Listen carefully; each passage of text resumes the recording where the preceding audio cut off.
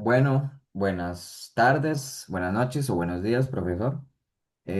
Hoy vamos a hacer la entrega de la tarea uno, la cual es el diseño y simulación de una antena tipo wire. Más específicamente, en este caso, sería una antena Yagi. Repasemos brevemente los conceptos, bueno, los requerimientos a utilizar, que sería que esta antena opere entre 1710 y 1900 MHz con una ganancia de 12 decibelios, polarización vertical, un ancho del lóbulo principal a -3 decibelios de 38 grados, relación frente-espalda 15 decibelios, una impedancia de 50 ohmios, lo que quiere decir que la antena está acoplada básicamente con 50 ohmios, y una máxima potencia de entrada de 200 watts y un SWR de 1.5 menor a 1.5. ¿Ok?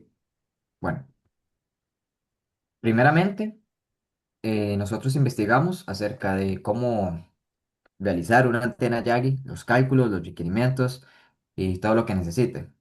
Los parámetros esenciales para realizar estos cálculos son tener fija la ganancia, que en este caso son 12 decibelios según las especificaciones, y una frecuencia. Nosotros elegimos una frecuencia central de 1850 MHz, ya que este es el intermedio entre los 1710 y los 1990 MHz que se solicitan en donde opere la antena. Investigando cómo se hacen las antenas Yagi, las dimensiones que deben de tener.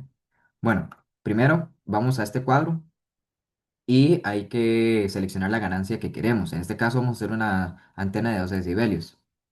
Luego, eso quiere decir que vamos a tener 6 directores, un dipolo y evidentemente un reflector. Los directores se calculan de la siguiente manera. El director M, que es el segundo director, se calcula de esta manera, 0.9 lambda medios. Luego el director N se calcula de esta otra forma, 0.885 lambda medios. El P se calcula como 0.867 lambda medios, el Q 0.860 lambda medios y el S 0.887 lambda medios. El reflector se calcula siendo lambda medios. Evidentemente, se va a ser, por así decirlo, la varilla más alta de la antena. Y bueno, lambda la calculamos como la velocidad de la luz entre la frecuencia, que nos da este valor de acá, 0.16, etcétera. Y al dividirlo entre 2, obtenemos que la distancia del reflector va a ser de 0.081 metros alrededor. El dipolo se calcula como 0.95 el valor del reflector, o sea, 0.95 lambda medios, y obtenemos este resultado acá.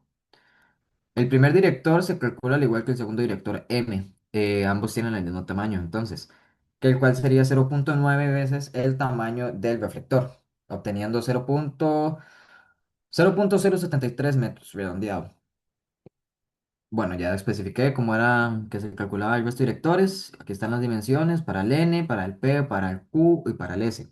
Nosotros utilizamos todos los datos que nos daba la calculadora para ser más precisos y no redondear tanto, ya que vimos que sí es o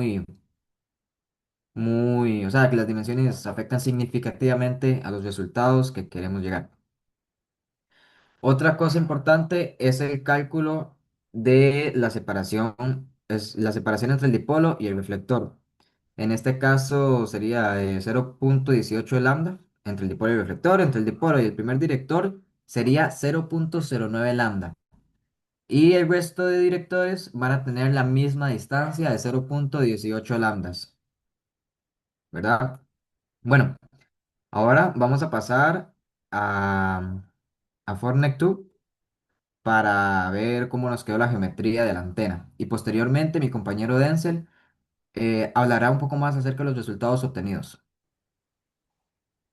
Bueno, vamos a explicar cómo se hizo ya en el software la antena con las dimensiones que elegimos. Este primer wire, el que está ubicado en cero, será nuestro reflector, será el que tiene la longitud más grande. Em, Esta antena, como se puede observar aquí, está sobre el plano XY.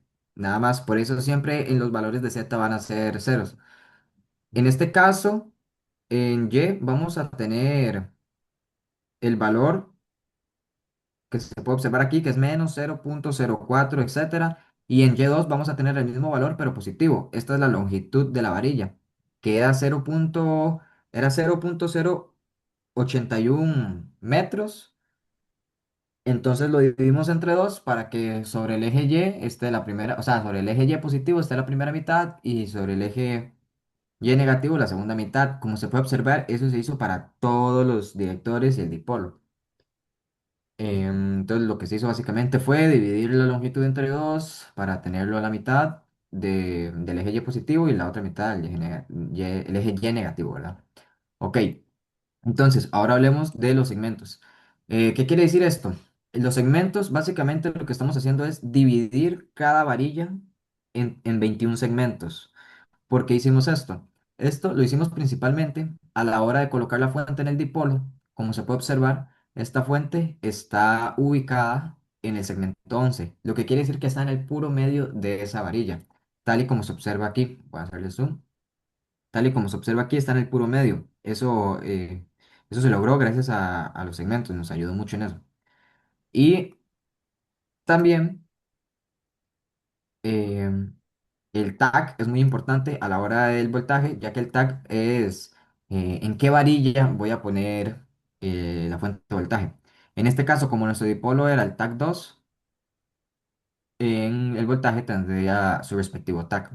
Luego, el resto de directores, director uno 2 3 4 5 y 6 están aquí en orden, tal cual. 3 4 5 6 7 8 todo está en orden.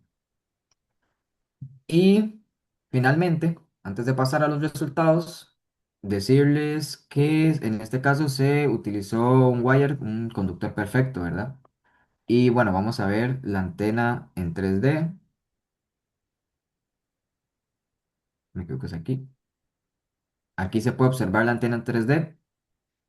Como se puede observar, aquí están las varillas. Algo importante que olvidaba mencionar es el grosor de las varillas. Este grosor, el radio, juega un papel súper importante, ya que variando estas, básicamente variamos muchas cosas. Se varía la potencia, se varía la impedancia de entrada. Al final nosotros tuvimos no problemas, pero sí como que batallar para encontrar los radios ideales de estas antenas con estas dimensiones, ya que las fórmulas que habían no eran tan fiables, pero básicamente lo que se hizo para llegar al radio ideal fue, digamos, el lambda medios, dividirlo entre 2 y eso dividirlo entre 100. Y así es como obtuvimos este 0,0016.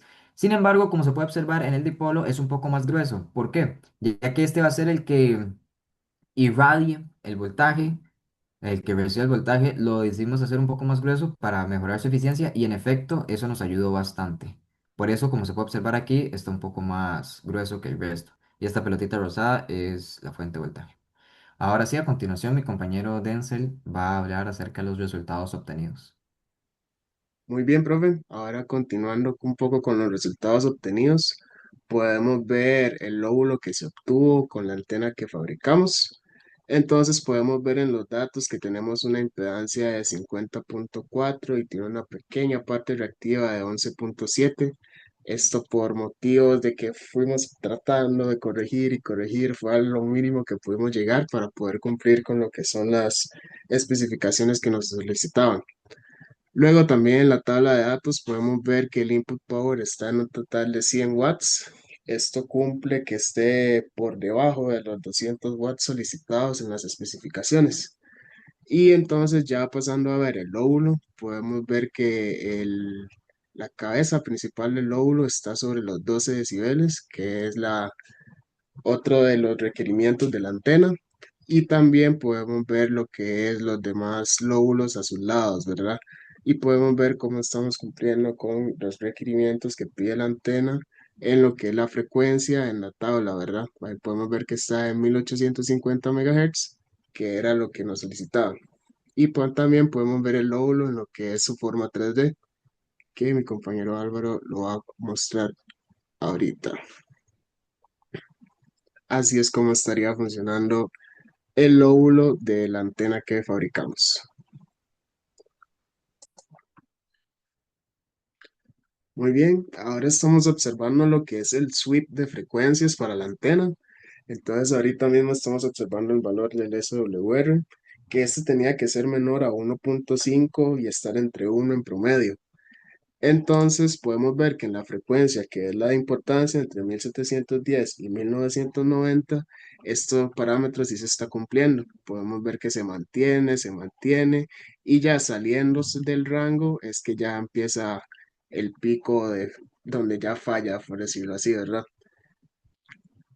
Entonces ahí podemos ver los resultados y podemos pasar a ver lo que es la ganancia. Muy bien, aquí de igual forma estamos analizando en el rango de 1710 a 1990 MHz. Entonces podemos ver que en ese rango sí se mantiene de forma lineal en aproximadamente los 12 decibelios que teníamos que cumplir. Y ya llegando a lo que es el rango más alto, del 1990, ya empieza a decaer esta función, ¿verdad? Y en la gráfica de abajo podemos ver lo que es la relación del frente de espalda, que esto también se cumple, pero tenemos un pequeño pico que nos afectó a la hora de desarrollar la antena, pero podemos ver que en lo que es las demás frecuencias sí tiene valores que podrían ser que sí estén cumpliendo bastante bien lo que son los 15 decibelios, ¿verdad? Más que todo en la zona cercana a los 1990 y en la zona de inicio en los 1710. Muy bien, entonces pasando a la impedancia, podemos ver que se está cumpliendo los 50 ohms que nos solicitaban en la casi la totalidad de lo que es el rango entre 1710 y el 1990 megahertz. Y sí podemos ver que está la pequeña parte reactiva en rojo, ¿verdad? Que fue a lo mínimo que pudimos llegar para obtener el correcto funcionamiento. Se nos había olvidado mostrar en la parte anterior que analizamos el lóbulo lo que son los ángulos. Entonces podemos ver que a menos 3 decibeles no se está cumpliendo en su totalidad lo que son los 38 grados, pero sí anda bastante cerca, ¿verdad? En lo que es esa escala. Entonces eso fue lo que logramos desarrollar con el diseño de nuestra antena. Muchísimas gracias.